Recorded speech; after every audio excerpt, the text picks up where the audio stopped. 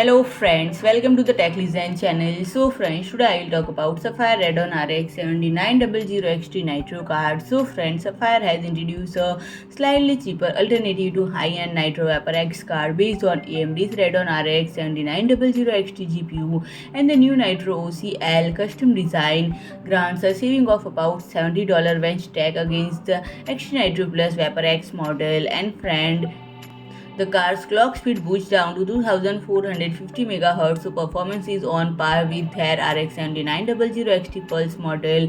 And the Nitro OCL features a single strip of RGB on the top of its shroud. Its more expensive sibling sports a secondary lighting decision on its underside. And the Radeon RX 7900 XT Nitro OCL card has not been announced for launch in its Western market yet.